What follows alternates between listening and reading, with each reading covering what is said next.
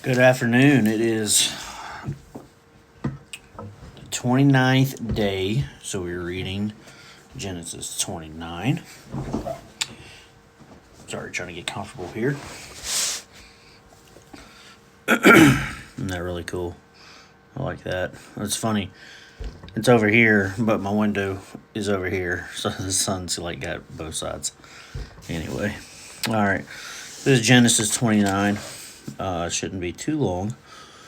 Jacob meets Rachel, and then we're going to be reading Laban's treachery. So, Genesis 29 reads, Then Jacob went on his journey and came to the land of the sons of the east. He looked and saw a well in the field, and behold, 3 flocks of sheep were lying there beside it. For from that well they watered the flocks. Now the stone on the mouth of the well was large.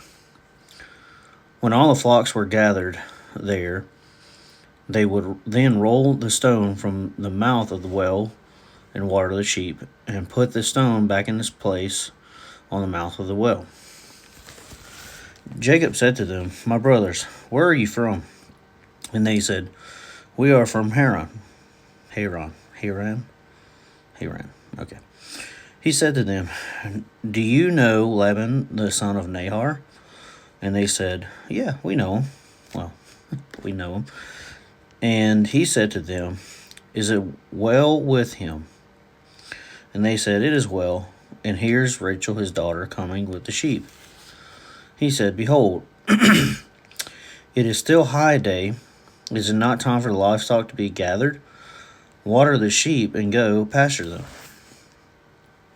But they said, We cannot until all the flocks are gathered, and they roll the stone from the mouth of the well. Then we water the sheep. While he was still speaking with them, Rachel came with her father's sheep, for she was a shepherdess. There we go. When Jacob saw Rachel, the daughter of Laban, his mother's brother, and the sheep of Laban, his mother's brother, Jacob went up and rolled the stone from the mouth of the well and watered the flock of Laban, his mother's brother. Then Jacob kissed Rachel and lifted his voice and wept.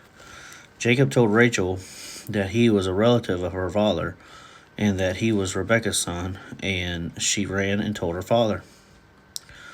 So Laban heard the news of Jacob, his sister's son. He ran to meet him and embraced him and kissed him and brought him to his house. Then he related to Laban all these things. Laban said to him, Surely you are my bone and my flesh. And he stayed with him a month. Then Laban said to Jacob, Because you are my relative, should you therefore serve me for nothing? Tell me, what shall your wages be? Now Laban had 2 daughters. The name of the older was Leah, and the other younger was Rachel. And Leah's eyes were weak, but Rachel was beautiful of form and face. Now Jacob loved Rachel, so he said, I will serve you 7 years for your younger daughter Rachel. Laban said, It is better that I give her to you than give her to another man. Stay with me. So Jacob served 7 years for Rachel, and they seemed to him but a few days because of his love for her. Laban's treachery.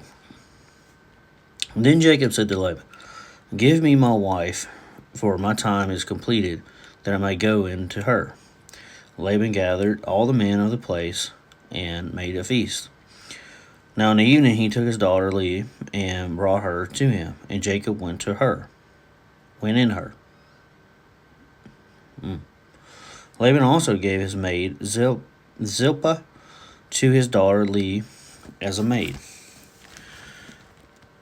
So it came about in the morning that, behold, it was Leah, and he said to Laban, What is this ye have done to me? Was it not for Rachel that I served you? Why then have you deceived me? But Laban said, It is not the practice in our place to marry off the younger before the firstborn. Complete this week of this one, and we will give you the other also for the service which you shall serve with me for another 7 years. Jacob did so and completed her week, and he gave him his daughter Rachel as his wife. Laban also gave his maid Bilhah to his daughter Rachel as her maid. So Jacob went into Rachel also, and indeed he loved Rachel more than Leah, and he served with Laban for another 7 years. Now the Lord saw that Leah was unloved, and he opened her womb, but Rachel was barren. Leah conceived and bore a son named him Reuben. For she said, because the Lord has seen my affliction, surely now my husband will love me.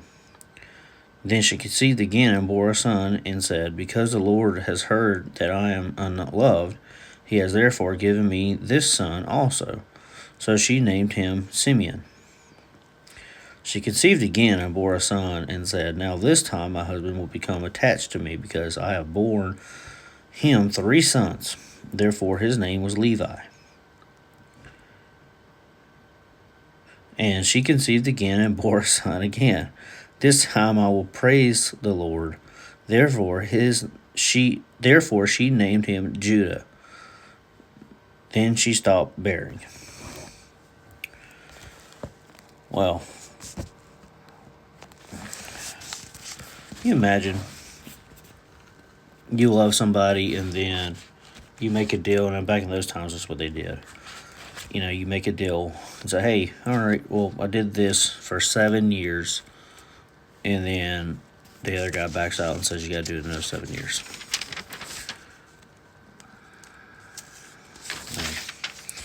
All right. That is day 29. Yep. So that's it. Y'all have a good day. Peace out.